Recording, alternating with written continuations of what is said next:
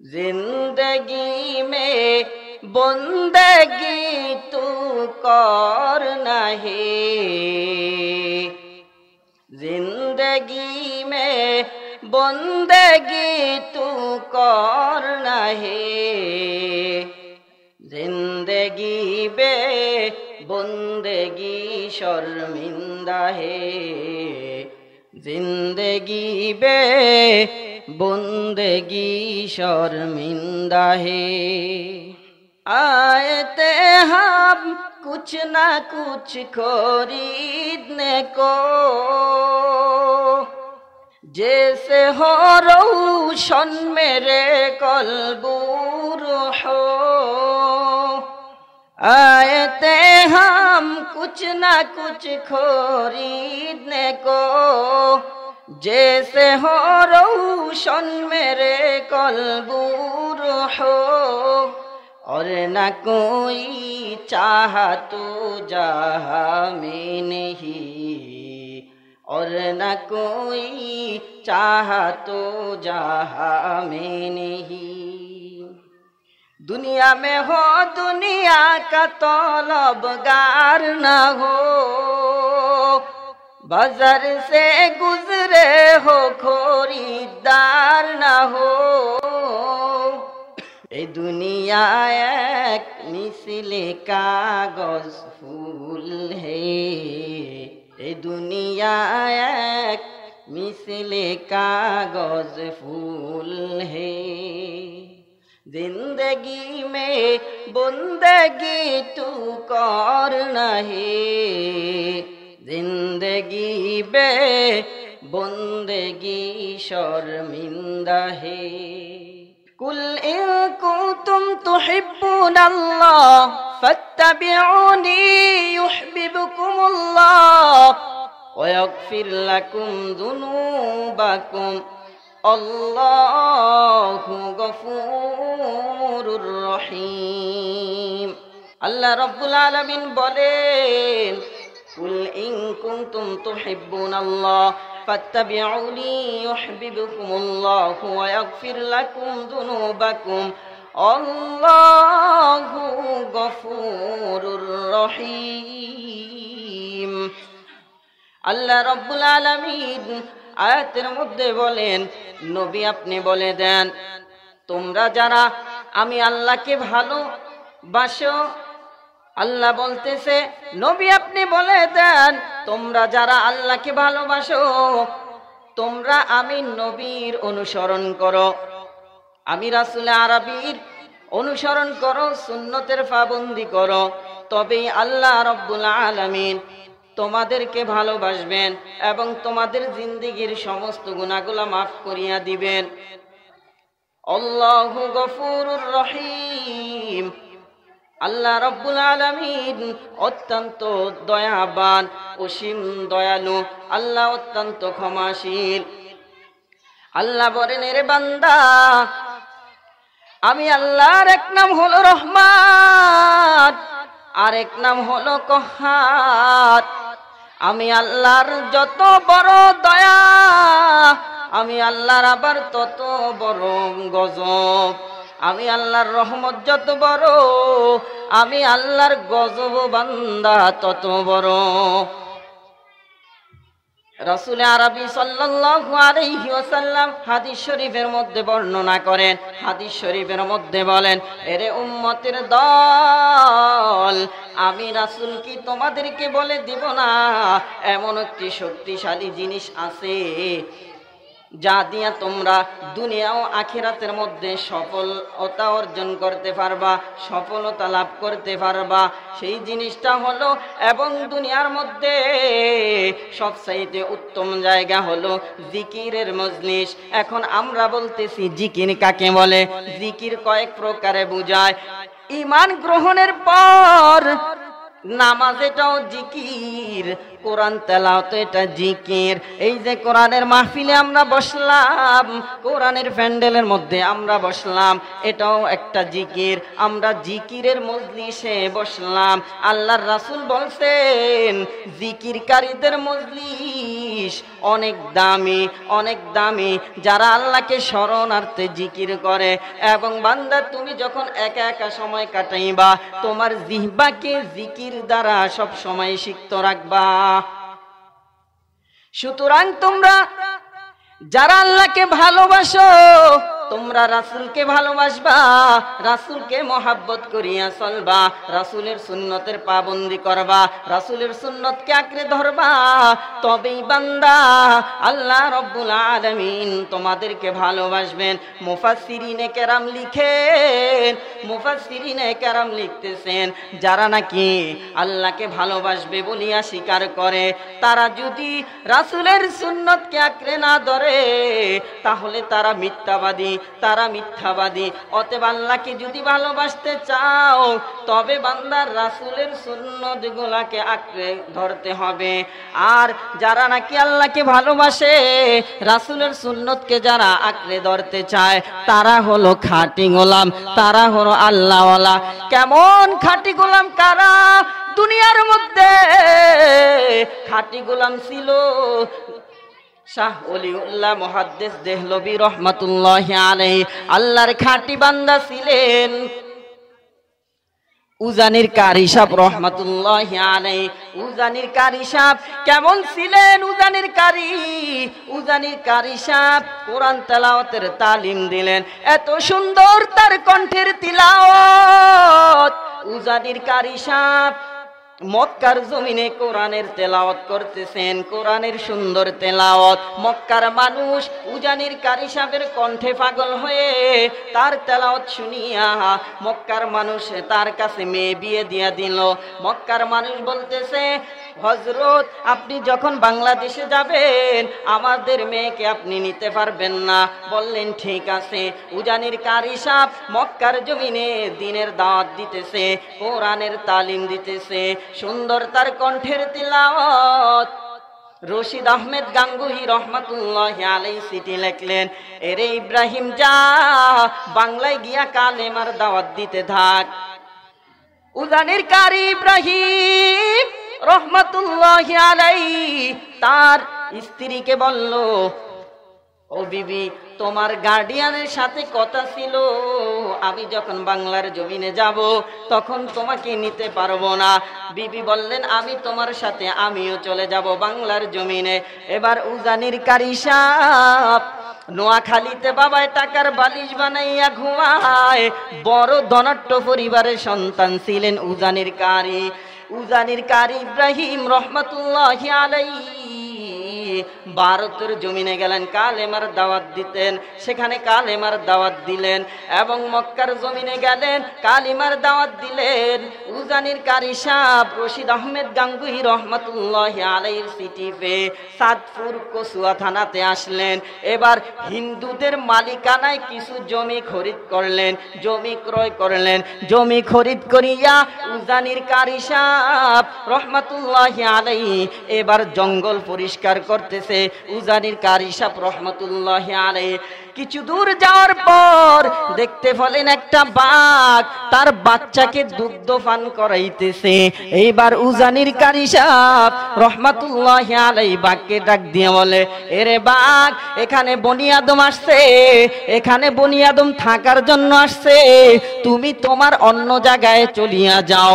উজানির কারি ইব্রাহিম রহমাতুল্লাহি আলাইহি বাঘকে এই কথা বলতে দেরি, আর বাঘ বাচ্চা কাঁধে নিয়ে আদর দিতে দেরি করে নাই। সুবহানাল্লাহ। এই হলো খাঁটি আউলিয়াদের কেরামতি ছিল এটা।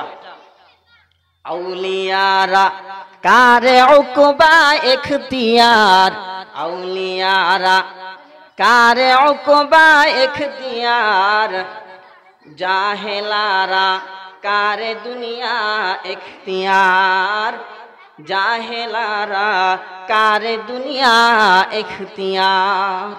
উজানির কারি সাহেব রহমাতুল্লাহি আলাইহি এত বড় দামি আল্লাহর গোলাম, এরে ভোলা এলাকার মুসলমান, ও পর্দার আলের মাগো, উজানির কারি সাহেব রহমাতুল্লাহি আলাইহি তো তোমাদের মতো মায়েরই সন্তান। রশিদ আহমেদ গাঙ্গুহি রহমাতুল্লাহি আলাইহি তোমাদের মতো মায়েদেরই তো সন্তান। খাজা মঈনুদ্দিন চিশতি রহমাতুল্লাহি আলাইহি কেমন ছিলেন? তোমাদের মতো মায়ের সন্তান তারা। তবে মা, তুমিও মা, রশিদ আহমেদের গাঙ্গুহির মাও মা, উজানির কারি সাহেবের মাও মা, শাহ ওলিউল্লাহ মুহাদ্দিস দেহলভির মাও মা, মঈনুদ্দিন চিশতি আজমিরি রহমাতুল্লাহি আলাইহির মাও মা। কিন্তু এক নয়, তারা এমন ছিল যে মঈনুদ্দিন একদিন তার মায়ের কাছে গর্ব করে বলতেছে, ও মা, আমি তোমার সন্তান। মঈনুদ্দিনের কত পাওয়ার তুমি জানো নি? আমি মঈনুদ্দিনের হাতে ৭৬ লক্ষ হিন্দু কালেমা পড়িয়া মুসলমান হয়েছে। সুবহানাল্লাহ বলেন। আমি মঈনুদ্দিনের এত পাওয়ার। মঈনুদ্দিনের মা ডাক দিয়ে বলে, এর বাবা মঈনুদ্দিন, এই পাওয়ার তোমার নয়, এই পাওয়ার হলো আমি ভাইয়ের মধ্যে। মঈনুদ্দিনের মা ডাক দিয়ে বলে, এ মঈনুদ্দিন, তুমি যখন আমি মায়ের উদরে ছিলা, আমি মা সব সময় কোরআনের তালিম দিতাম, কোরআনের তেলাওয়াত করতাম। আমি মা পর্দানিশী নারী, আল্লাহর দরবারে সব সময় দোয়া করতাম। শুধু তাই না রে মঈনুদ্দিন, তুমি জন্ম হওয়ার পর তুমি যখন দুনিয়াতে ভূমিষ্ঠ হইলা, দুনিয়ার জমিনে যখন তুমি আগমন করলা, ২.৫টা বছর আমি মা দুগ্ধ পান করাইলাম। ১ ফোঁটা দুধও আমি মা তোমাকে বিনা ওযুতে দেই নাই। ও পর্দালের মা, তুমিও মা, মঈনুদ্দিনের মাও মা। তাহলে দেখা যায় মঈনুদ্দিনের মা ছিল পর্দানিশী, মঈনুদ্দিনের মা ছিল কোরআনওয়ালা নারী, নামাজওয়ালা নারী, জিকিরওয়ালা নারী। আর তুমিও মা, তুমিও বোন, তুমি মা হইলা পার্কে যাওয়ার নারী, তুমি মা হইলা বাজারে যাওয়ার নারী, তুমি মা হইলা বেপরদায় থাকার নারী। অতএব মা, তুমি মায়ের পেট থেকেই, তোমার মতো মায়ের থেকেই তো মঈনুদ্দিন জন্ম নিল। অতএব মা, তোমাকে সেভাবে নিজেকে গড়তে হবে। কারণ তোমার জন্য শহরে গিয়েও দেখা যায় জায়গা পাওয়া যায় না। বর্তমানের নারীরা শহর বাজারে স্বামীদেরকে ঘরে রাখিয়া শহরে গিয়া নিজেরাই বাজার করতেছে। শহরে বাজারে দেখো নারীদের ঢল, পর্দাবিহীন তারা করে ঝলমল। গ্রামে বাজারে দেখো নারীদের ঢল, বোরকাবিহীন তারা করে ঝলমল। অন্যকে তার দিকে আশেক বানায়, অন্যকে তার দিকে আশেক বানায়। দেশটা আজি ধ্বংস নারীর বেপরদায়, দেশটা আজি ধ্বংস নারীর বেপরদায়। ঠিক নেই? ইবলিসে আজম বাংলাদেশে আগমন করেছে নারীর বেশে, ইবলিসে আজম বাংলাদেশে আগমন করেছে নারীর বেশে। দলে দলে নিয়া নারী মেলা মিলায়, পার্কে বসিয়া ওরা মেলা মিলায়, পার্কে বসিয়া ওরা মেলা মিলায়। স্কুলে কলেজে মেয়েদের ঢল, বোরকাবিহীন তারা করে ঝলমল। স্কুলে কলেজে মেয়েদের ঢল, বোরকাবিহীন তারা করে ঝলমল। অন্যকে তার দিকে আশেক বানায়, অন্যকে তার প্রেমে পাগল বানায়। দেশটা আজি ধ্বংস নারীর বেপরদায়, দেশটা আজি ধ্বংস নারীর বেপরদায়। সবার মুখে একই আওয়াজ, হায় হায় হায়, দেশটা আজি ধ্বংস নারীর বেপরদায়। ঠিক নেই? এরে মা, তুমিও পারো, তুমি যদি চেষ্টা করো, তুমি যদি চেষ্টা করিয়া যাও, তুমি মায়ের পেট থেকেই তো মুফতি মুহাদ্দিস আশা করা যায়। কারণ মা, তুমি যদি মঈনুদ্দিনের মায়ের মতো পর্দানিশী মা হও, ও বোন, তুমি যদি উজানির কারি সাহেবের মায়ের মতো মা হও, তাহলে তোমার গর্ভে থেকে কোরআনের আলেম আর কোরআনের হাফেজ আশা করা যায়। কোরআনওয়ালার মায়ের দাম কত জানোনি? কোরআনের একজন মায়ের, কোরআনওয়ালা ব্যক্তিটা একজন মায়ের দাম কত জানোনি? একজন বাবার দাম কত জানোনি? একজন হাফেজে কোরআনের মা আর একজন আলেমে কোরআনের মায়ের দাম কত? আল্লাহ রব্বুল আলামিন হাফেজে কোরআনের মাকে আর হাফেজে কোরআনের বাবাকে কাল কঠিন মুসিবতের দিনে একটা জান্নাতি স্টেজ বানাইবেন, একটা জান্নাতি স্টেজ। ওই জান্নাতি স্টেজের মধ্যে হাফেজে কোরআনের মাকে আর হাফেজে কোরআনের বাবাকে উঠাইয়া দুইজনকে দুইটা জান্নাতি নূরের মুকুট পরাইয়া দিবে। ওই নূরের মুকুটগুলা দুনিয়ার কোনো মুকুট নয়। ওই নূরের মুকুটগুলা কেমন? ওই নূরের মুকুটগুলা এত আলোকিত হবে, এত ঝলমলে আলোকিত হবে, দুনিয়ার মধ্যে যে আমরা সূর্য দেখতে পাই, এই সূর্যের আলোর চেয়েও অধিক আলোকিত হবে সেই জান্নাতি নূরের মুকুট। দুনিয়ার শুরু থেকে নিয়ে শেষ পর্যন্ত হাজার নয়, লক্ষ নয়, কোটি নয়, দুনিয়ার শুরু থেকে কিয়ামত পর্যন্ত যত মানুষ আছে হাসরের ময়দানে সমস্ত হাসরবাসীরা ফেরেশতাদেরকে ডাক দিয়া বলতে থাকবে, এদের এত সম্মান কেন? আল্লাহ এদের এত সম্মান কেন দিয়েছে?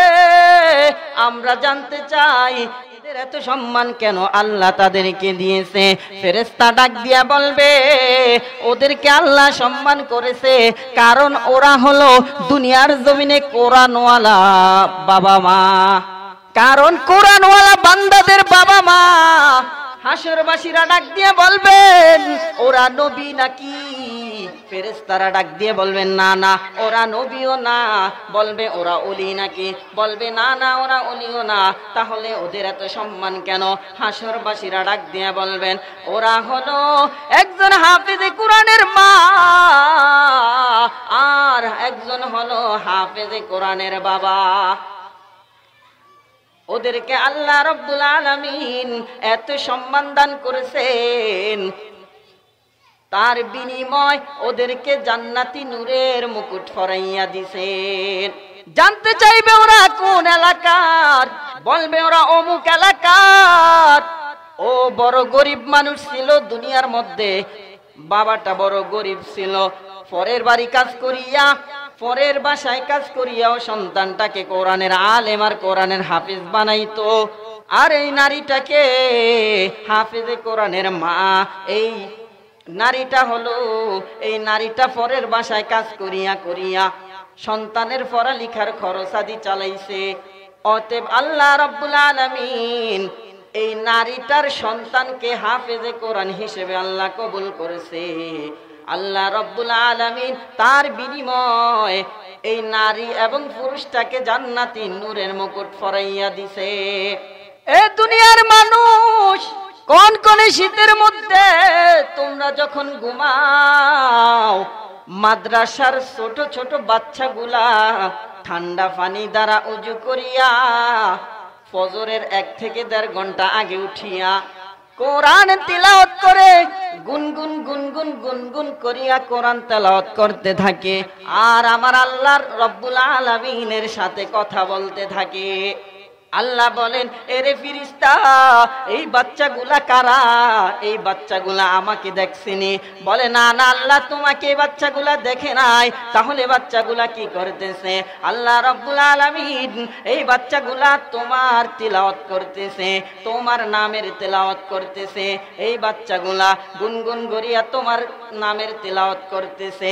আল্লাহ বলেন, এরে ফিরিস্তা, তুমি লিখে রাখো এই বাচ্চাগুলার বাবা মায়ের আমল নামায় এই বাচ্চা একটা হরফ পড়বে, একটা হরফ তিলাওয়াত করবে, এই বাচ্চাগুলার বাবা মায়ের আমল নামায় সেই তিলাওয়াতের সওয়াব নেকি দিতে থাকো, নেকি লিখতে থাকো। এরে ভোলা এলাকার যুবক, তুমি যখন সারা রাত মোবাইল নিয়ে সময় কাটাইয়া আরামের ঘুম ঘুমাও, ঠিকই সেই সময় কিছু কিছু ছোট বাচ্চাগুলা, কেমন ছোট বাচ্চা জানুনি, যেই বাচ্চাটা বাড়িতে একা একা খানা খাইতে পারতো না, মা খানা মুখে নিয়ে দিত, যেই বাচ্চাটা একা তার কাপড় ধুতে পারতো না, একা গোসল করতে পারতো না, একা প্লেটও ধুইতে পারতো না, ওই বাচ্চাগুলা, ছোট ছোট বাচ্চাগুলা আসিয়া নিজের খানাও নিজে খায়, নিজের প্লেটও নিজে ধোয়, নিজের কাপড়ও নিজে ধোয়, নিজের জামাও নিজে গায়ে দেয় এবং কোরআন তেলাওয়াত করে। যেই বাচ্চাগুলা থাকার কথা ছিল কনকনে শীতের মধ্যে মায়ের কোলে থাকার কথা ছিল, সেই বাচ্চাগুলা এলেম শিকার কারণে, এলেমের তালাশে সেই বাচ্চাগুলা কনকনে শীতের মধ্যেও ঠান্ডা পানি দ্বারা অজু করিয়া গুনগুন গুনগুন করিয়া কোরআন তেলাওয়াত করতেছে। আল্লাহ রাব্বুল আলামিন এর বিনিময় এই হাফেজ কোরআনের মাকে আর বাবাকে জান্নাতি নূরের মুকুট পরাইয়া দিছে। আল্লাহ রাব্বুল আলামিন বলেন, কুল ইন কুনতুম তুহিব্বুনাল্লাহ ফাত্তাবিউনি ইউহিব্বুকুমুল্লাহ। এ নবী, আপনি আমার বান্দাগুলা, আপনার উম্মতগুলাকে বলে দেন, তোমরা যারা আল্লাহকে ভালোবাসো, তোমরা আমি রাসূলের অনুসরণ আর অনুকরণ করো। আমি রাসূলের অনুসরণ করবা আর অনুকরণ করবা, আমি রাসূলের সুন্নতের আদর্শ তুমি মেনে চলবা। অতএব আল্লাহ রাব্বুল আলামিন তোমাদেরকেও ভালোবাসবেন, তোমাদের জিন্দেগীর সমস্ত গুনাহগুলা আল্লাহ রাব্বুল আলামিন মাফ করিয়া দিবে।